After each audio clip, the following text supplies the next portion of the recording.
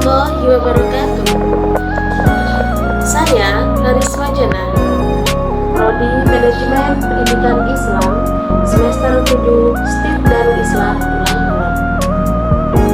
Baiklah, di sini saya akan mempresentasikan tugas Islam Nusantara oleh dosen pengampu Dr. Kandidat Thohir Muntaha SPD MPD dengan judul Perkembangan Islam Nusantara oleh Sunan Ampel. Bagi masyarakat Jawa, tentunya tokoh penting dalam penyebaran agama Islam seperti Wali Songo itu bukanlah hal yang asing.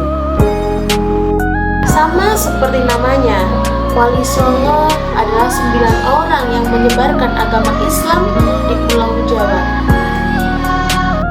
Sunan Ampel adalah seorang ulama yang menyebarkan ajaran agama Islam khususnya di wilayah Surabaya bagian Jawa Timur.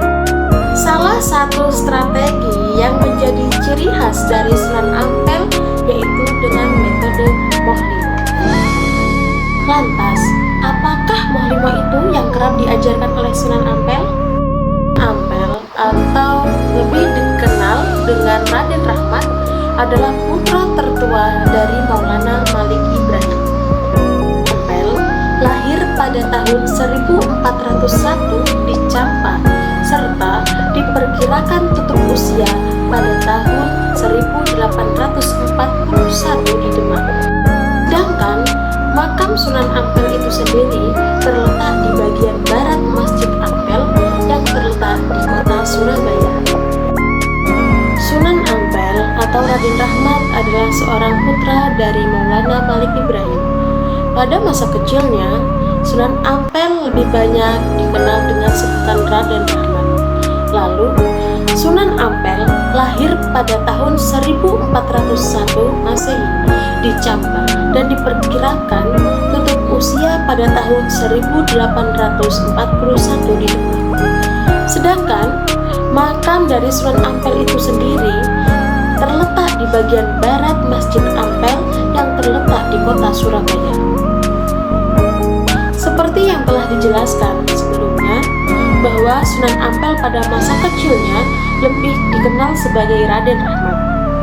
Lalu, untuk penggunaan nama Ampel itu sendiri lebih banyak diidentikan dengan nama tempat tinggal beliau, yaitu di daerah Ampel atau Ampel Denta. Wilayah tersebut saat ini menjadi bagian dari kota Surabaya.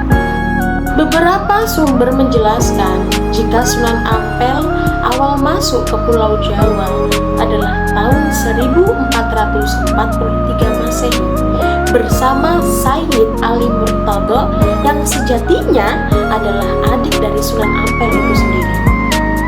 Masuk ke Pulau Jawa, Sunan Ampel dengan Sayyid Ali Murtado berada di Palembang sekitar tahun 1440. Setelah berada di Palembang sekitar 3 tahun, mereka selanjutnya berada di daerah Gresik. Lalu pergi kembali ke wilayah Majapahit untuk menemui bibinya. Bibi dari Sunan Ampel itu sendiri adalah seorang putri dari Campa yang bernama Dwarawati. Dwarawati sendiri menikah dengan seorang raja dari Majapahit bergelar Prabu Sikertawijaya serta pemeluk agama Hindu. Dalam perjalanan hidupnya, Sunan Ampel juga memberikan pengaruh yang sangat kuat di kerajaan Majapahit. Meskipun rasa Majapahit pada masa itu menolak untuk memeluk agama Islam, namun Sunan Ampel mendapatkan kebebasan dalam memberikan pembelajaran tentang agama bagi masyarakat Majapahit, asalkan tidak dengan memberikan pakaian. Ketika berada di Majapahit, Sunan Ampel menikah dengan Nyai Ageng Mangila, yaitu seorang putri Tumenggung Arya Teja, Pati Tuban.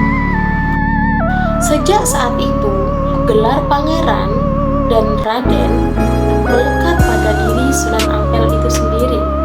Bahkan, Sunan Ampel juga diperlakukan layaknya keluarga kerajaan Majapahit, serta semakin disegani oleh setiap orang yang ada di wilayah tersebut. Pada suatu waktu, Sunan Ampel melakukan perjalanan ke Ampel, mulai dari Trowulan melewati Desa Krian, Wonokromo, sehingga berlanjut ke Desa Kembang Kuning. Pada setiap perjalanan yang dilakukannya, ia tidak lupa untuk selalu berdakwah. Bahkan, Sunan Ampel juga membagi-bagikan kipas yang terbuat dari akar tumbuhan kepada penduduk-penduduk sekitar. Agar bisa mendapatkan kipas tersebut, masyarakat hanya perlu mengucapkan 2 kalimat syahadat. Dan sejak saat itu hingga berjalannya waktu, pengikut Sunan Ampel sudah mulai bertambah banyak. Sebelum beliau tiba di daerah Ampel, Sunan Ampel juga membangun langgar atau musola sederhana yang berada di wilayah Kembang Kuning. Wilayah Kembang Kuning hanya berjarak 8 km dari daerah Ampel.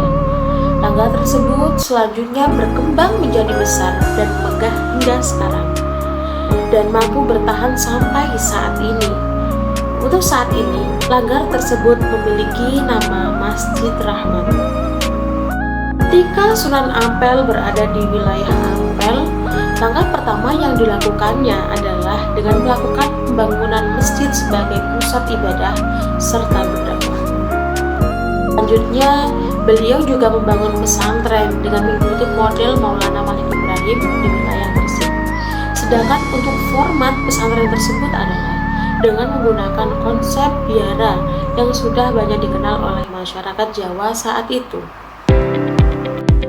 Hal berikutnya yang akan kita bahas bersama adalah metode dakwah yang dilakukan oleh Sunan Ampel.